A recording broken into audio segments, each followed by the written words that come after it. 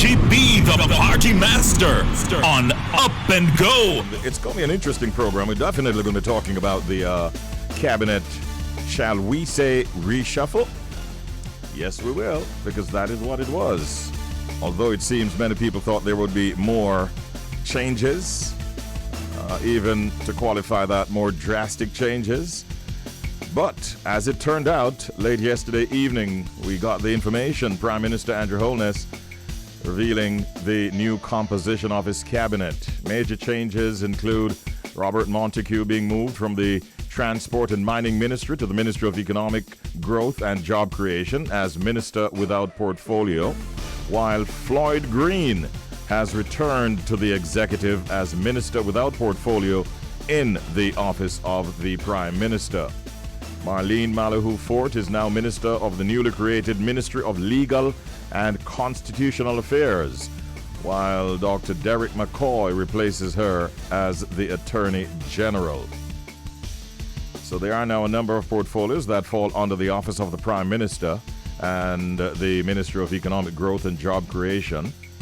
And we'll get into more of the deets as we go along. Of course, the Prime Minister as leader of the party, and he's got Robert Morgan in the office of the Prime Minister. Robert Morgan, Minister without portfolio. Many feel that he will be taking on the information portfolio right there. Floyd Green, Minister without portfolio as well. We've got Homer Davis, formerly Minister of State in the Ministry of Local Government and Rural Development, assigned to the office of the Prime Minister in Western Jamaica, called OPM West, to oversee and coordinate, it is said, special projects and major developments. For instance, the Montego Bay Perimeter Road and in all the work going on in Western parishes. The Ministry of Economic Growth and Job Creation incorporates the Housing, Urban Renewal, Environment and Climate Change portfolio, formerly under the Ministry of Housing and Urban Renewal.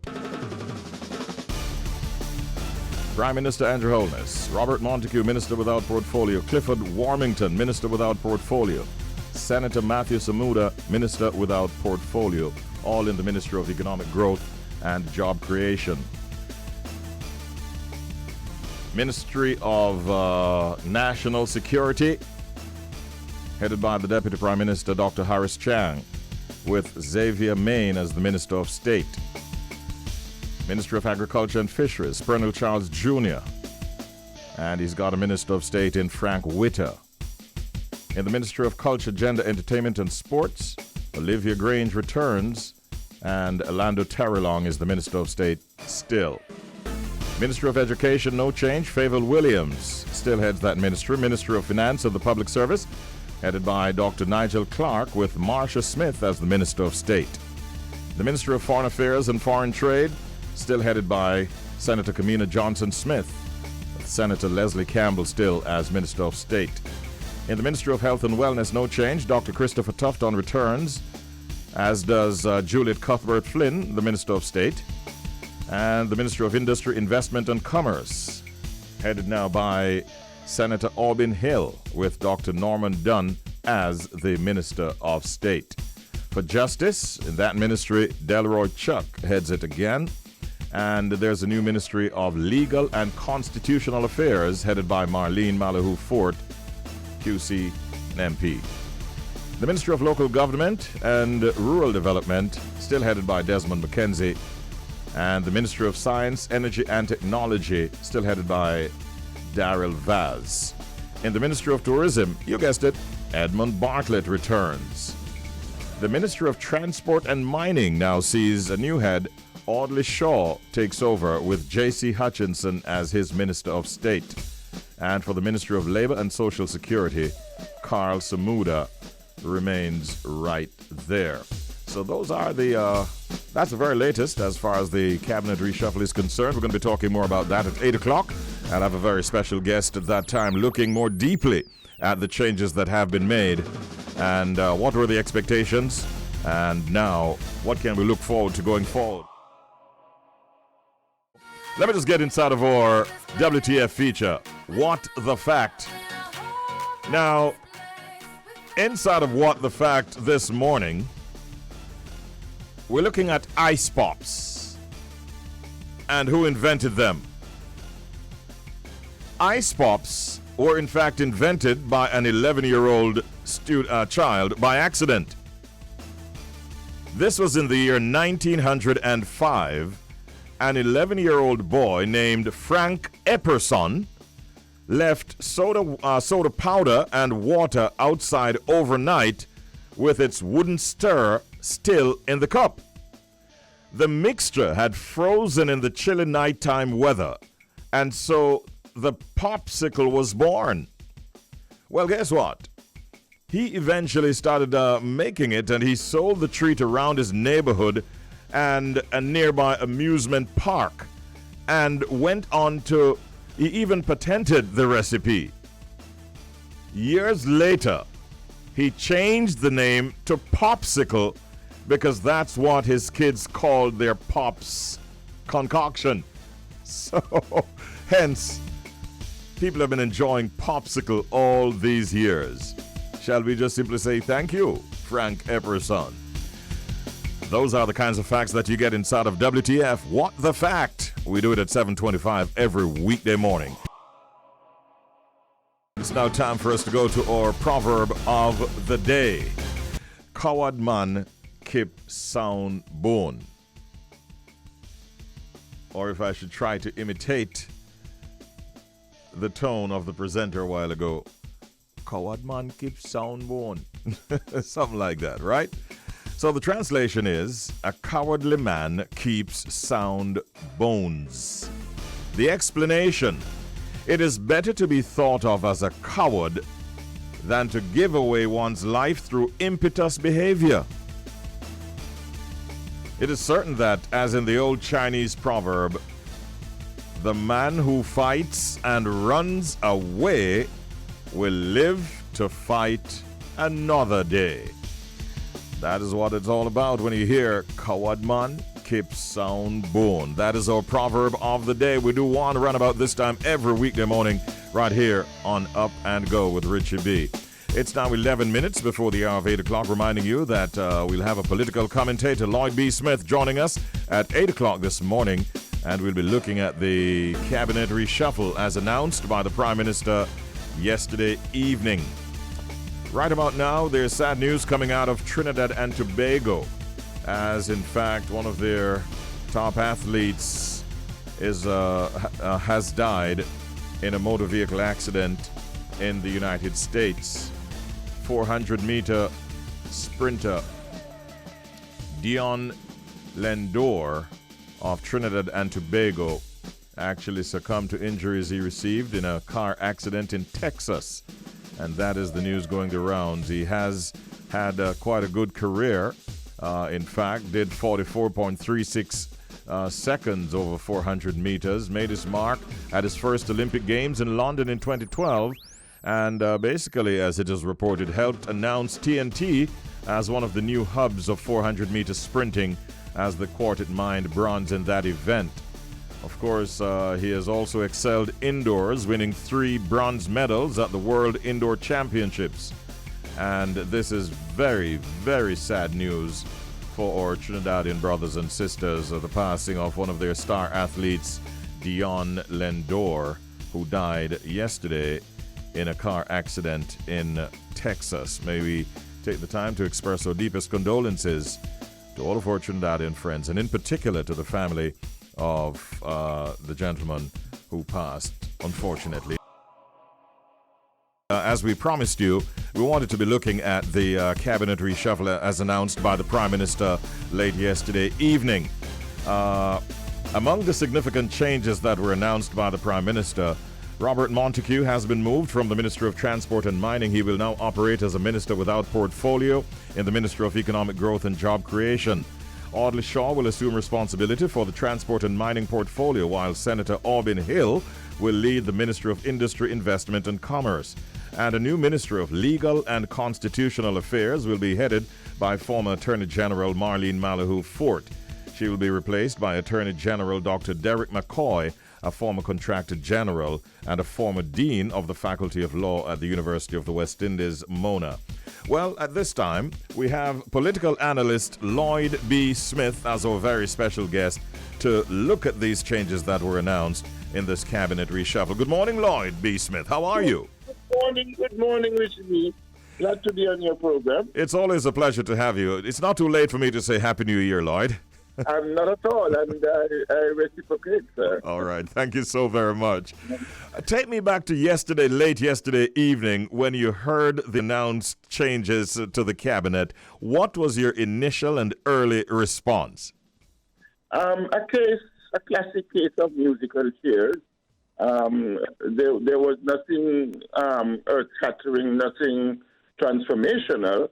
I think the populace was expecting some meaningful changes to the cabinet in terms of the perception that there were a number of cabinet ministers who were not performing creditably and ought to either be shunted out of the cabinet or to be reassigned in a more meaningful way based on their areas of competence. So overall, it's a disappointing decision-making process that we are seeing unfolding here. However, there are one or two interesting observations I would want to make. First of all, I would begin with the fact that Chang has remained in the National Security Ministry, and clearly there was no one else there, I think, who would have had the guts to take on that particular ministry.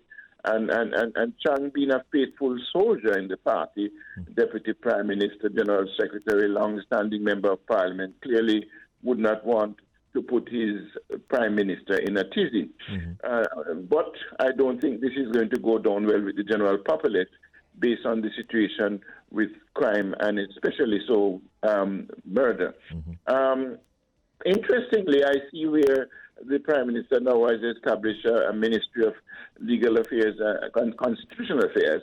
And my take on that is that he's looking at the whole business of taking Jamaica into Republican status, maybe not necessarily this year, but certainly starting the process.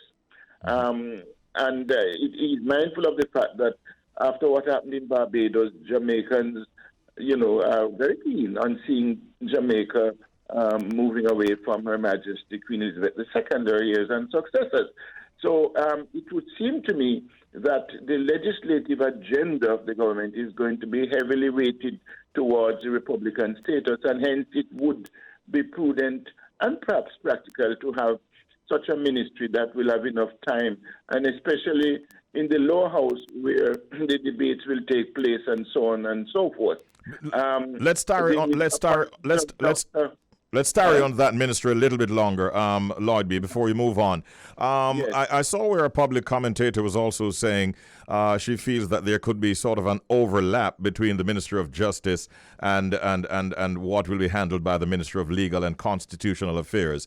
Do you think that's a possibility?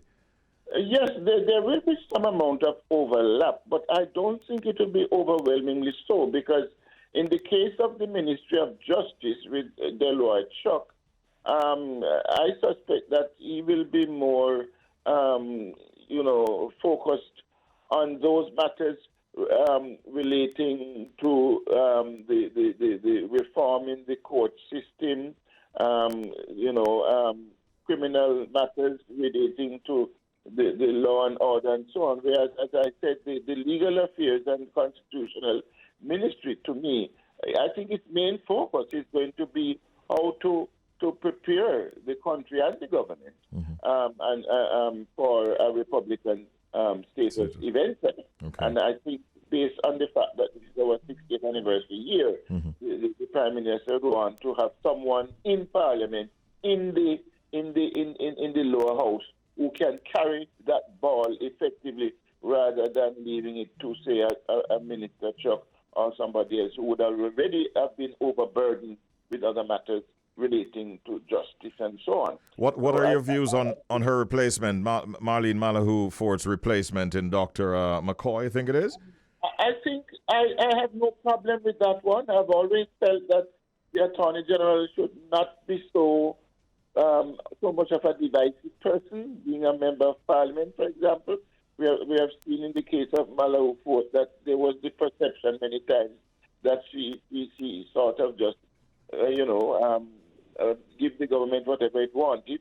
I suspect that this gentleman is a professional, he's an academic, he comes with a lot of good qualities and qualifications, and one would hope that he will be more, astute and less partisan in his pronouncements as well as in his deliberations and advice to the government. So I don't have a problem with that particular decision there.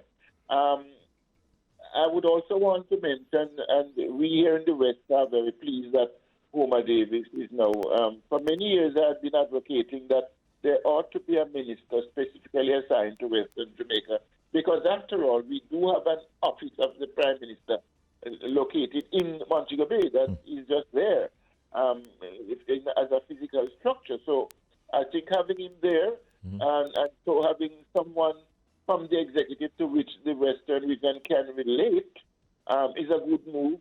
Although, again, there's a big question mark because the whole business of corruption and that sort of thing, we would hope that his overseeing of the various major projects, because there are some major projects that are going to be coming about in Western Jamaica.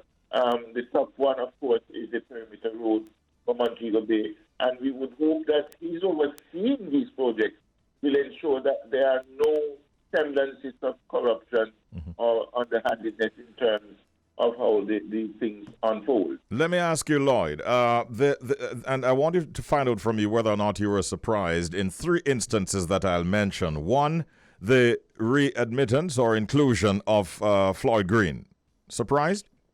Not overly surprised. I think the Prime Minister has always had a sort of sympathetic attitude towards those persons in his cabinet who fall short of grace, which may suggest some kind of weakness, or on the other hand, it could be his being magnanimous.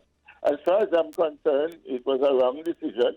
I think Floyd Green should have stayed out in the past a little bit longer before being readmitted. It sends mixed signals to the populace, especially to younger Jamaicans, because let's face it, we have to see government as embracing probity and integrity and so on. And what Floyd Green did was unfortunate. Yes, he was most penitent and asked for forgiveness, and we appreciate his stance on that. But I do believe that a mixed signal is being sent there, and he should perhaps have stayed a little bit longer outside of the executive. Maybe there were other areas that the Prime Minister could have put him in, whether in a consultancy role or advisory role, but certainly not in the office of the Prime Minister at this time. The second, yes. Robert Montague is also there with him. Well, that was another one of the questions I wanted to ask, if you're surprised also at the inclusion of Bobby Montague. Well, it would have been very difficult, if not suicidal, for the Prime Minister to have fired Montague from the cabinet. He holds a very substantive post in the party, which is that of chairman. And plus he's a long-standing member of Parliament. So not having anything else for him to do, why not just put him in the office of the Prime Minister, let him lick his wounds, and so on. Again, it shows that in real terms, many of these decisions were more politically motivated than statesman-like motivated. And I want to remind listeners, that when we examine these things, let's not look at them in a narrow partisan way, but rather there is the quotation, a politician is someone who puts his party first. A statesman is someone who puts his country first. And in some of these instances, what we are seeing is the politician, not the statesman. The final of three that I wanted to put to you is the non-inclusion of Juliet Holness. Surprised?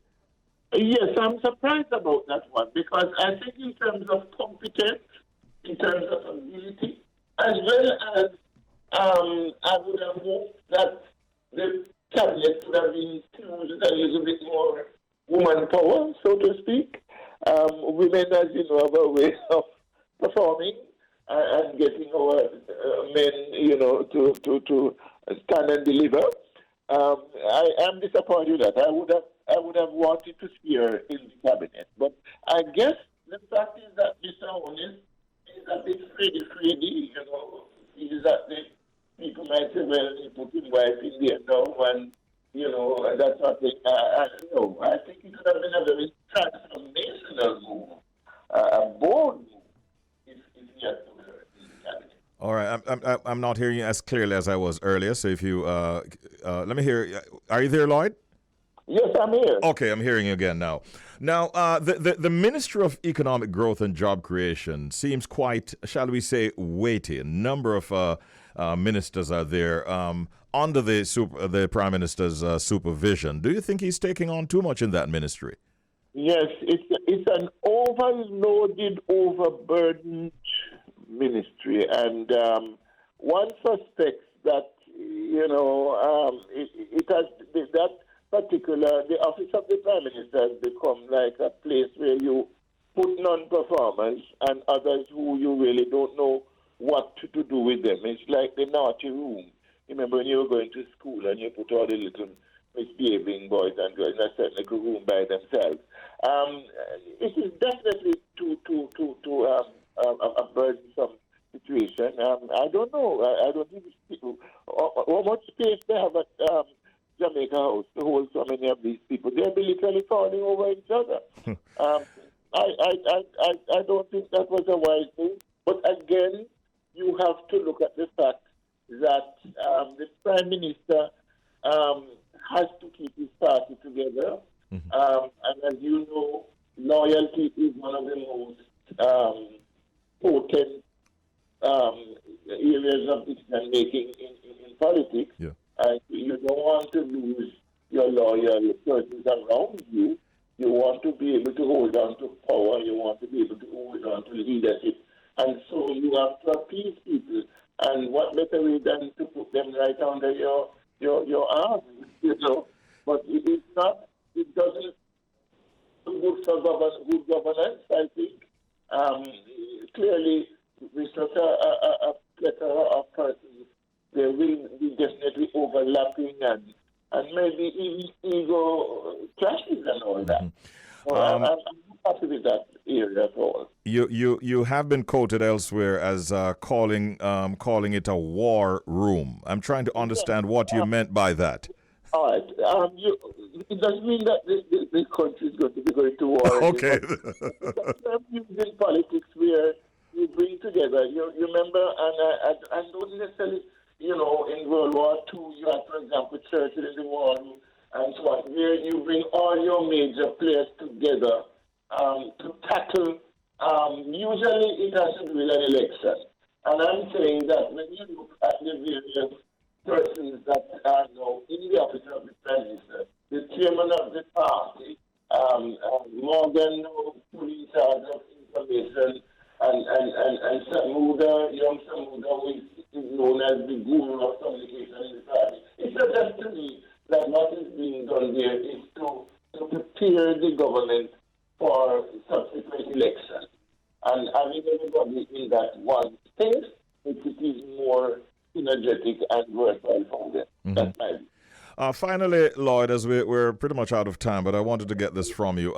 Did the Prime Minister really have as wide a pool as he would want to make more drastic changes, or is it that the talent within the party does not allow for him to have done much more than he did? The talent did not allow, and as I said earlier, he will always have to reward those who are loyal to him and also who are strategically important to his retaining his leadership in a strong way. And he would have to think of that. He can't ignore that at all. That's politics for you. But I think overall, even though the party has been overwhelming majority in the House, there is a paucity of talent. I don't think the backbenchers so far have shown much anything worthwhile for him to look at. And it's unfortunate. And as a parting shot, this is where I think the Prime Minister needs to go back to fulfilling a promise he has been making repeatedly about giving members of parliament as well as ministers job descriptions. Because I don't think a lot of these new members of parliament have a clue as to what they are in parliament for. Oh. So you're calling on him to publish those job descriptions, give the ministers job descriptions, and let us know about them. As well as the parliamentarians, let them know what they're there for, and give them. I would love to see, for example, a backbenchers association formed by them, where they take on certain issues of governance. Rather than just sitting there and something the desk when the Prime Minister or some other minister speaks. Yeah. That can't be the only function at God now. Lloyd B, it's always a pleasure talking with you. Thank you for your analysis this morning. We appreciate it, and you have a wonderful day. Take care. You're most welcome, and just keep going up, and go. Thank you. Thank you so much, Lloyd. All right. Lloyd B. Smith, ladies and gentlemen, well-known political analyst, and he tells it the way he sees it, and we appreciate his thoughts as always. Right now, that brings our time to 18 minutes after the hour of 8 o'clock. And I'm getting the signal, so it's time for us to say good morning to Jay and good morning to Red. Good morning, guys. Morning. Hey. Good morning. How are you, bro? I'm doing good. I don't want to rub it in, but I'm actually enjoying 79 degrees Fahrenheit weather. And it's a sunny morning. Well, can you rub in some of the sun into our skin? Because we're freezing. We are freezing up here. It is a minus 21, and I'm not even going to ask you, I'm not even going to try to have you explain how cold that is. Minus 21. That's a whole 50 degrees colder than where you're at. It is so cold. We have an extreme cold alert for the GTA, and they have actually heating centers in the city for people that need it. Like it's really cold. Right. This must be one of the coldest days you've had there in several years, maybe, is it? One of the not knows? several years, but it is one of the coldest days we've seen so far. I'm not gonna lie. We'd like to know if you can call long distance global warming and let him know we're looking for him. All right, I just need to get the number. I'd do anything to try to help because I'm concerned. Yes, very concerned. Yeah, it's not that bad in the studio, but when you have to go out, you're gonna have a challenge, eh? Yeah, we're going to have a challenge, but we just warm up the car first, come back in, and then we run in the seats and make sure the seats are heated. Yes. Heated seats most necessary. And you got to wear the big old hoodie and, boots and gloves, and some of us wear a hat. It is what it is, but... hopefully, the good news is summer's around the corner. Yes. I like Spring's that. around the corner. I like that bit of positive energy that you just injected there a while ago. I see Jay with a scarf as well. That is also a very important piece of garb at this time of the year, right? It is. I'm not taking it off.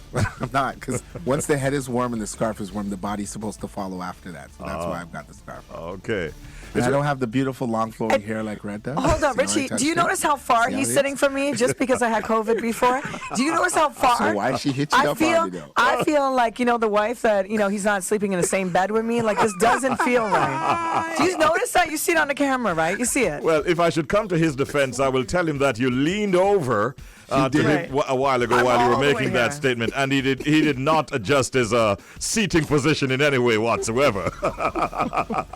He's okay with it now because I put him on the spot. But initially, he started over there, like, when you walk a dog. Well, I guess in Jamaica, nobody really walks dogs, do they? Yeah, they do, actually. In the Caribbean, really? Yes. I thought the dogs kind of walk themselves. Right? And just wash the house. They have a duty. Some do. Yeah, but it's good to have you back in the studio. Thank you. Red, and I'm speaking on behalf of Jay when I say that, too.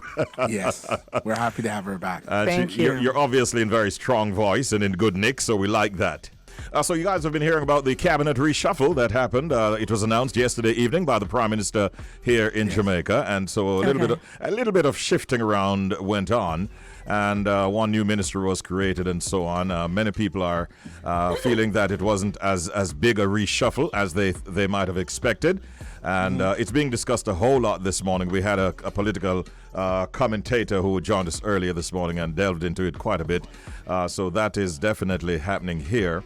And there was, of course, a zone of special operation, which is where the military and the police go into an area with support services and try to bring peace to a community of Central Kingston, in Central Kingston right here in the capital. So those are some of the things that are happening on the local scene. I mean, I know from Toronto, we all are under the same issues with Omicron and the spread of the COVID-19. Numbers are climbing just about everywhere. Am I right? That's right. And actually, here in Toronto, we just got word that the kids will be going back to school. So there's a lot of mixed reviews with that. You know, the kids being out of school for like a few weeks, and then now all of a sudden they're looking at January 17th start date. And a lot of people argue they need to be in school. Then some people, you know, say, hey, you know what? You're sending them back to school for what? For us just to end up back in the same place. So, you know, this whole pandemic is affecting everybody. Everything at every level. You know, persons I think though are realizing that we really have to live with this, and so schools are back here in Jamaica. One of my taxi operators who provides reports was making the point earlier how students are commenting when they come into the vehicle of the joy and the happiness they have going back to school. So I think we really have to try to live with this and navigate through it rather than for it to sort of shut us down. Because it ain't going anywhere anytime soon. No. Right. No. Personally, you know, staying at home in the winter, I'm kind of cool with that. Yeah. But yeah, I mean, it has its challenges. Pun intended, right? Exactly. I'm freezing with that. Yeah. But it has its challenges, and I think the kids, we all need to get some movement, some activity, and be healthy. And, you know, Jay, we were talking about it earlier about, you know, mental health. And this is like, this is hard. Think of it, Richie. Yeah. Imagine a world with no sunshine. Oh, Lord. There you go. Oh, Lord. And the kids need to get out there, even physical activity, to help curve this flu or whatever we want to call it, flurona, so that their muscles keep going, their energy keeps going. Yeah. They sweat. They see those four same walls, they're just going to stay sick. So yeah. we hope everybody can get out. Not all of us have a beach like Hellshire where you can get fried fish. Stop it. And that fish and that okra. Okay, and, oh my God, I could do it a digressed. soup from there. I know, eh? I know. I hope you bring me back one. All right. I have a list. I have a list of some things that I want from Jamaica. But so the word is out, right? So the word is out, ladies and gentlemen. I'm going to say it right now on the air that I will be joining the bridge on Friday morning from Jamaica. And Red will only let me go if I bring back a list of goodies. So they're packing, everyone. I am coming to Jamaica for just a few days to export some of the sunshine back here to Canada. All right. As long as you bring some rum cream, like I have a list of some things. All right. Got a list. So you're going to help me, Richie, with this list because it's going to be long. Before you even ask, I was about to say, listen, I will help you to get that list together, okay, sir? Aww, there you go. Richie, man like a Richie B. Now, the coldest temperature we understand that has ever been recorded in Canada is somewhere in the region of minus 52 degrees. Yeah. Now, you're not anywhere near that, so... We are not near that. That is a good... You'd have to drive like 18 to 24 hours north to get that weather. Yes. But we can't... We would freeze there. We can't imagine going out there. Yeah. Do you find people... You find people getting a lot of like depression issues at this time? I got a message from one of my good friends, and I didn't like the way he sounded at all. Like he sounded like he was really, pun intended, under the weather. Right. What happens when it gets so cold, though, and people can't move around? Do you have depression issues setting in some instances? You know what? It does. It takes place even especially in the younger kids. That's why we're kind of hoping that they do. Some people do hope they go back to school. Period had announced that some of these younger kids, you know, tend to go through suicide attempts. Wow. A lot of depression during this time of year. So you got to watch out. You got to talk and check with your friends, as you said. Yeah. When you hear your friends sounding a little bit under the weather or not themselves, check with them because you never know. They're just probably reaching out to make sure that they talk to someone they love and not get caught up in this. All right. Really important. It's hard. I mean, SAD is a thing. It's seasonal disorder, and it's really a thing. A lot of people, understand it more. I know back in the day, I have an aunt that would talk about it, and some people would be like, "Oh, whatever. She just wants to go to the Caribbean and party." But no, it's really a thing. You need sunshine, and it affects people different ways. And us being on lockdown half of the time, it's really difficult. So that's why we need some of your music in Jamaica to We're bring gonna do some that right sunshine. now. Well, as they say, time flies when we're having fun. Yep. And it looks like it's almost that time when we have to say bye-bye for today and look forward to Friday when Jay will be in the studios of Bridge 99 FM here in Jamaica, while Red will try to figure things out on her own back in Toronto. You feel sorry for me. Just say it, Richie. You feel sorry for me. I do. Right? Yeah, but... I'm going to lay the groundwork for when we both come back and we bring the whole team to do the bridge and the show from down there. Trust me. You just up and go. Just like that. Up and going left. Some kind of consolation, I guess. Yeah. Whatever. It was fun today. I'll be in the deep freeze while you guys are enjoying the sunshine, but it'll be good to see you on that side. Yes, it will be. Yeah. And you better wave and dance for me like you're dancing for Richie B. I am, and I'm going to put on makeup. Okay, good. So I'm going to feel, We already got you the chair that you're going to need. What? Yeah, we got an upgraded chair just for you, man. So just hurry up and forward. What's the one that Chris Hale said? Pull up a chair and what? He kicks it to the rear. He kicks it to the rear when he's done. What do you say? What do you Pull say? up a chair and kick it to the rear. Yeah. Pull up a chair and kick it to the rear. See you soon, Richie. Yeah, man. Thank Take care. you. All the best. Have a great day. We do have a very special guest that I'll be talking to. And let me tell you a little bit about her. She's once upon a time a math brain, and eventually she turned a content creator and a professional foodie. All right, that sounds like the kind of company I'd like to keep myself. Her journey into the content world began through her Instagram-based food blog at Wongagyal, which has since led into a career of food photography, social media management, and copywriting.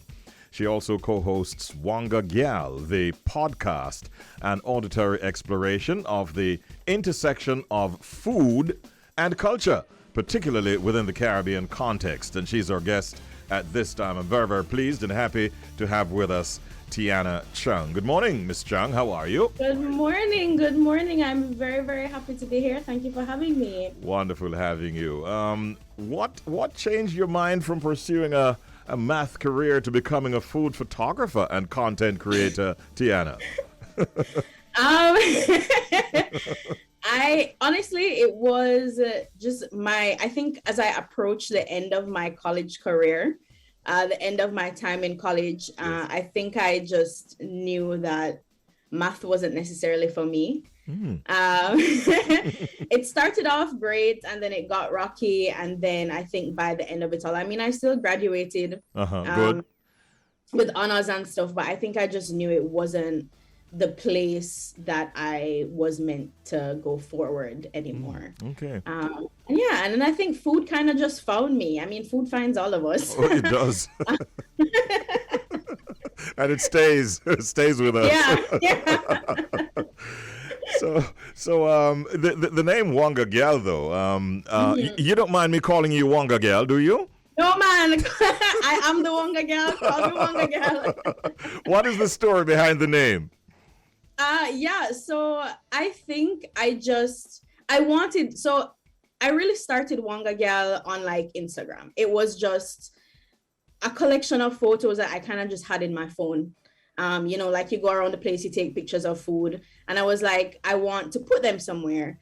And so I think I knew that I wanted the name of the Instagram page to be food related. Mm-hmm. And I knew that I wanted it to be Jamaican related just because, I myself am Jamaican, regardless of where I am in the world. That's where my roots are. Mm-hmm. But I knew I didn't want it to be like foodie JA or like 876. I wanted it to kind of be like an inside joke for Jamaicans. Mm-hmm.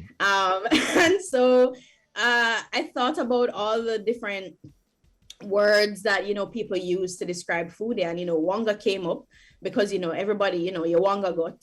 When you love to eat, you love your belly, and sometimes I feel like when you get called Wongagut, it can be like it has like a negative connotation. And I don't think it should be negative. I think if you love your belly, you love your belly, and you should celebrate the fact we should celebrate food. So I thought, why not take that and kind of just turn it around into like a cute brand name, and that's how Wongagyal became. Okay. Wongagyal. So now you have a podcast and all of that, and I understand that you try to create positive conversations around food and the human experience with food. Am I right with that assessment? Yes, very, very correct. Very correct. How long has it been up, and what are the numbers looking like? Are you satisfied with the response you're getting to your postings? The numbers for the podcast in particular? Yes, or just yes. Okay. So for the podcast actually started last year. It's me and my best friend, Ashley. So Ashley Nesbeth is the co-host. Have to big her up. I don't do it alone. I can't do it alone. I mean, we're still small. We are still growing. Our average listening rate is about 200 unique listens per episode. So we're still growing. But what I am so impressed by, and just I guess what warms my heart the most about the podcast, is how far reaching it is.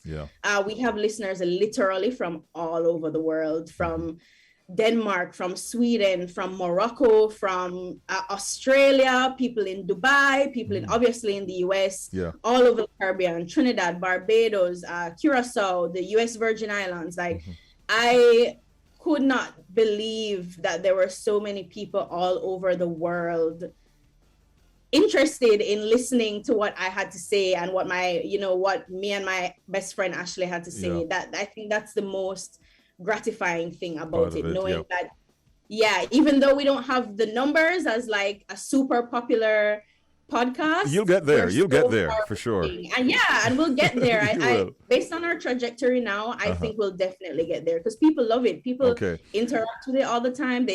Once people listen to the podcast, they usually come back to social media. They're in my DMs talking to me about it. They're on Twitter talking to me about it. So the listeners that we do have are very receptive and loyal. And loyal. And I'm so appreciative of them. And I really hope that we'll be able to grow that community even more in the year. But you have not escaped the notice of food companies who we understand are now reaching out to you. Tell us how that's coming along. Yeah, it's pretty good. My most recent collaboration was actually with Welch's to celebrate the new release of their sparkling cider for Christmas. So they had like a sparkling Christmas campaign. So that was my most recent. Other brand partnerships or collaborations that I've done so far. I was a part of the CB Foods Recover Together campaign. I've done a lot of activations with Caribbean Passion. I've done a campaign with Betty Crocker. I've done things with Brunswick Tuna. I have, oh my God, there's just so many, and I'm so grateful. Most of them Jamaican based, obviously. But I've done things with Grace Foods as well. I feel like I've created a lot of connections with some of the very big name players in the Jamaican food context, business, and I'm so excited to see those relationships grow. You do have a Wonga tour, I'm told. Can you give us some more deets on that? So right before Miss Rona decided to pay us a visit, I launched the first Wonga tour, which is something that I really want to get into, because the driving factor of Wongagyal, I think, is to enhance Jamaica's food tourism product. That's what I am most interested in right now. And so Wonga Tour was kind of my first exploration of that. It was Wonga Tour Kingston. So we, I had patrons. We had 15 people join the tour that day. And we started up in Irish Town at Cafe Blue. We went all the way down to Heroes Circle to get, crab and corn soup.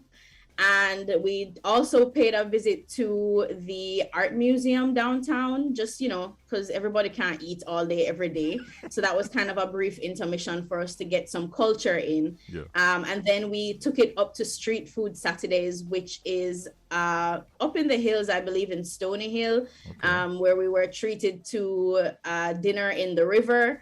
And we got, barbecue pig's tail and jerk chicken and lemongrass lemonade. It was just a real nice exploration of, the food that Kingston has to offer. And it's something I want to do more. I want to take it to more parishes. Eventually, I want to take it all over the Caribbean. Like, I'd love to do a Wonga tour Trinidad and a Wonga tour U.S. Virgin Islands. Those are two countries I've been to in the past. But, COVID has kind of put a pause to that because of the main mode of transportation is a bus and everybody is in close contact. And so I've kind of had to put those goals on pause. But the minute I feel comfortable doing another one, it will be back up and running. I was actually in the midst of planning Wonga Tour St. Elizabeth right before COVID struck. So I'm ready. I can't wait. All right.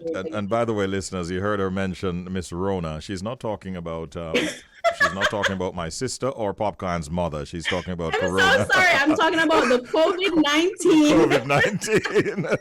Coronavirus. Let's just put that out there. But what would you describe as your most memorable meal that you've had on your Wonga tour? Oh, wow. The most memorable meal on the Wonga tour for me was going to Hero Circle. Because I must admit that was my first time going to Hero Circle. And I know it's such a culturally iconic spot in Kingston culture. And so it was my first time going there. The crab was delicious. The soup was delicious.